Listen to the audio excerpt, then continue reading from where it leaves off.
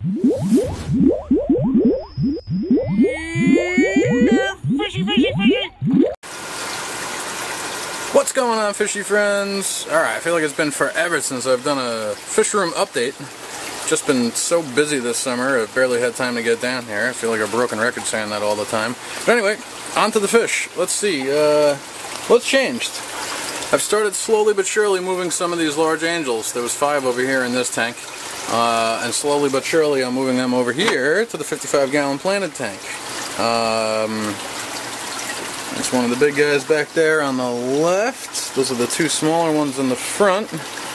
And probably over here in this corner. Where's the other one? Oh, there he is in the back. Now I've been moving them slowly. I add a fish and wait about 2 weeks before adding another. I don't want to overload the bio-load in this tank and overload the beneficial bacteria.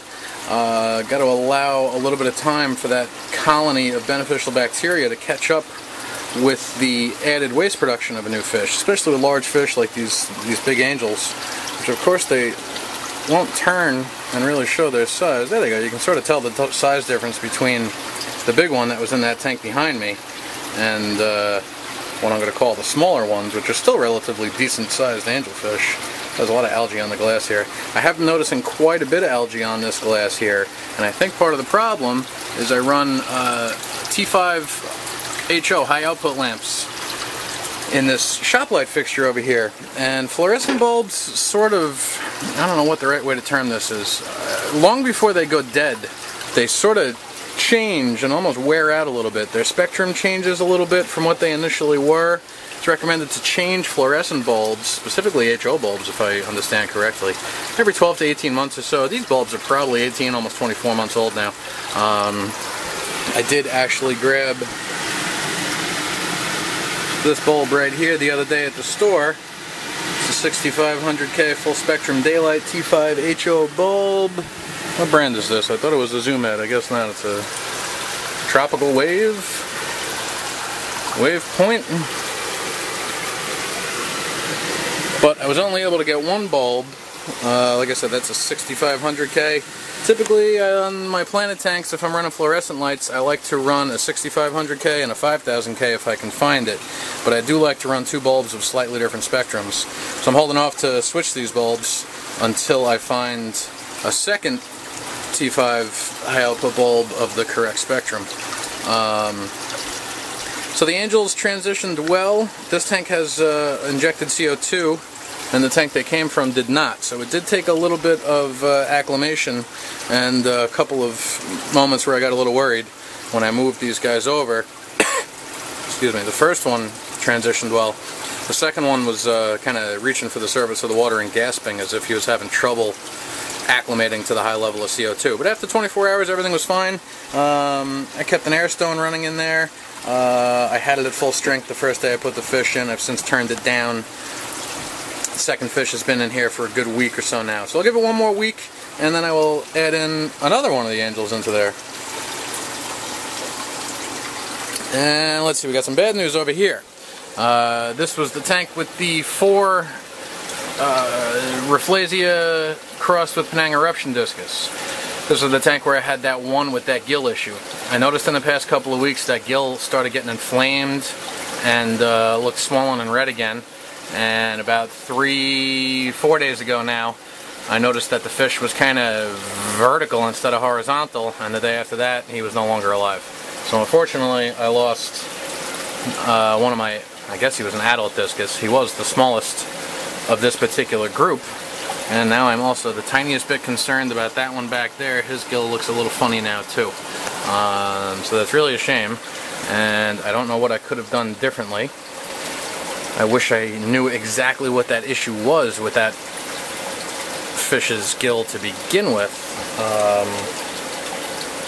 I don't know. It's very difficult to cure something when you're not even sure what it is that you're dealing with.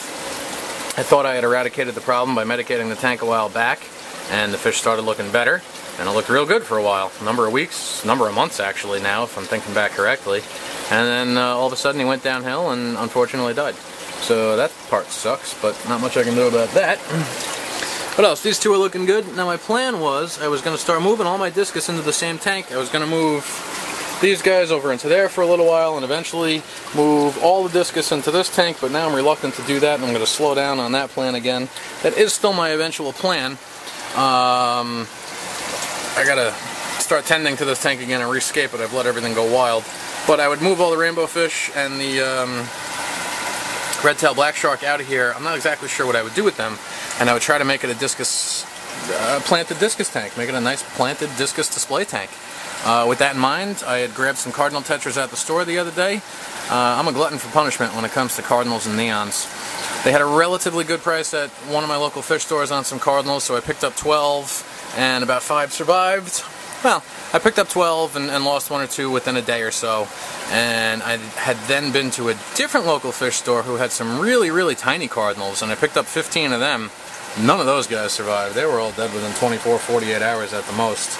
I just have a real hard time finding healthy stock of cardinals and neons, and yet anytime I see them in the store, if it's a tank that doesn't have any ick in it, I try to grab them anyway. So hopefully I can get a good size school of cardinal tetras in here and eventually get the discus over here. This tank I've been neglecting and neglecting and neglecting, and now the plants are growing out of the tank, reaching up towards the light, and the water level is down, and the algae is growing. There's blackbeard algae growing down there. There's green spot algae growing on the glass. That female apista was looking good. The plants look like crap, and I don't know, that's about it for that. I just got to get back on the horse and start getting back into a normal routine down here and take care of things more often. Things can go downhill quickly when you are getting busy and can't tend to what you want to tend to.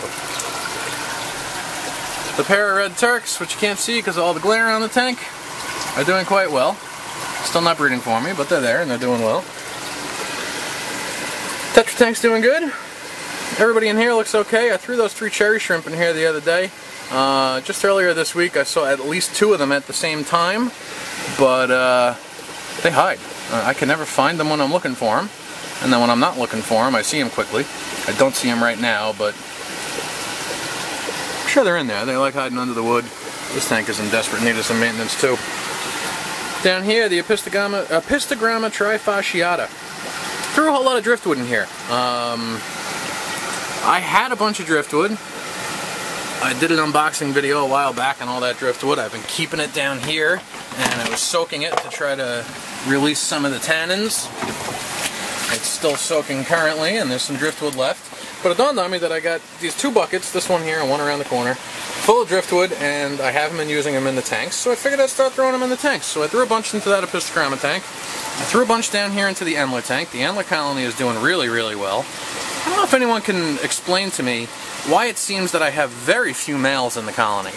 I know certain fish, when they reproduce, depending on the temperature of the tank, can dictate if you should expect more males or females out of a new spawn. I'm not sure if the same goes for Endlers. I try to keep this tank as cool as I can in this particular room. The room gets very, very hot here over the summer, and you know, I keep certain tanks above 80 degrees. I try to keep this one cool. Right now it's at about 78.8. But the fish look healthy despite the fact that it's predominantly female. But I threw a couple of pieces of driftwood in there. Might not be the smartest idea in the Endler tank, because I believe Endlers don't necessarily like soft water and don't necessarily want the lower pH. But they're doing well, and I figure it gives a few more places for some fry to hide. It breaks up the line of sight a little more. Similarly, I threw some more driftwood into this tank over here, where I got the Norman's Lamp-eyed Killies and some Celestial Pearl Danios. They all like to hide in the back of the tank, and I can never really get them on film. There's a couple back there, and they're all doing well. The cherry shrimp are doing very well, from what I can tell. There's one right there in the feeding dish right now, along with what looks like a molted exoskeleton. The shrimp blend in so well on this tank, but once you put some food in the dish over there, you end up seeing at least 10 or 12 in the dish, and then the longer you stare, the more you can see a few more. The 2 male Endlers that I moved into this tank are doing pretty good. There's a cherry hanging out upside down on the bottom of the plants. I love watching these shrimp when they hang out upside down on the plants. For some reason that just fascinates me. What else do we got? What else do we got? I moved 2 of the German blue rams into this tank. It looked like these 2 had been pairing off in the 29-gallon tank, so I moved them into here. I had a hell of a time catching them both, so I ended up moving the male over first, and he spent a good 4 or 5 days in here alone before I ended up moving the female. Very hard to film in this tank because there's no background. But there's the female, there's the male down there. They're all doing well, but now they no longer seem to be a pair. I don't know. They're doing well, but they're not pairing off. But everything looks fine there.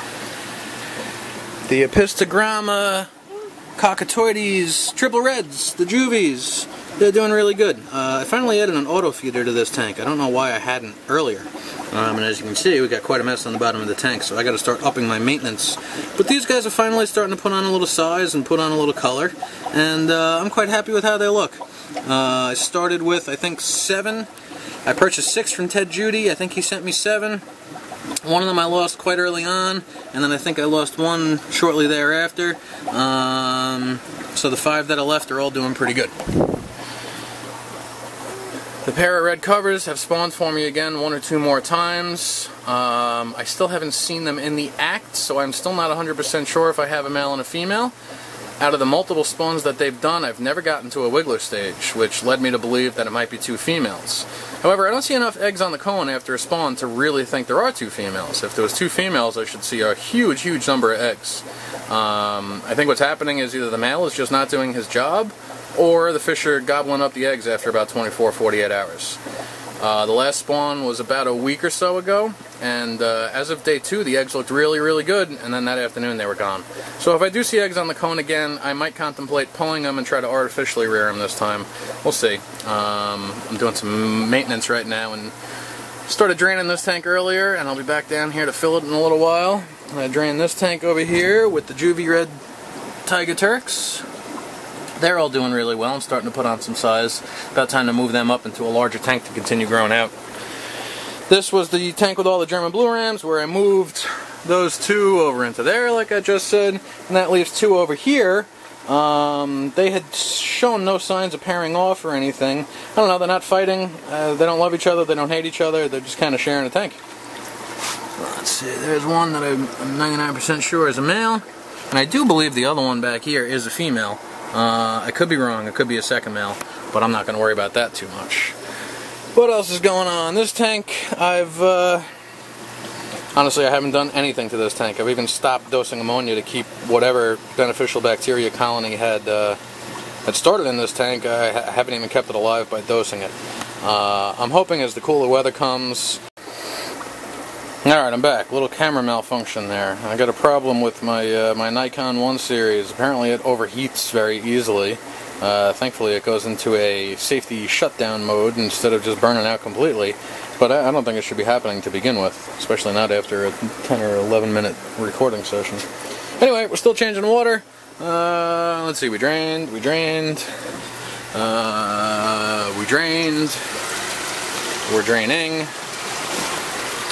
Sometimes what I'll do is I'll drain right into my floor drain, which is what I'm currently doing. So, we talked about just about everything. The little one's glowfish tank. She was begging me to talk about this in the video, so here it is. Not much to say about this. Glowfish are, I don't know, not my cup of tea necessarily, but my little girl loves them. Ooh, that one right there doesn't look so good. I don't know what's going on with that. But for the most part, this tank just kind of does its thing. I make sure I do some water changes on this. My little girl loves the tank when she remembers it, but she's not even 6 years old, so obviously her doing her own maintenance on this is not on our radar. So I pretty much have to take care of it. No big deal, but it'd be nice if I can get her involved to the point someday where she's doing her own maintenance, taking care of water changes, feeding the fish every day. But for now, I feed the fish. She helps when she remembers. She helps me do maintenance if she's down here with me. And she loves hearing me talk about the tank, so here it is. Alright guys, that's it for now. Comment, rate, subscribe, and hopefully I'll be back with an update soon.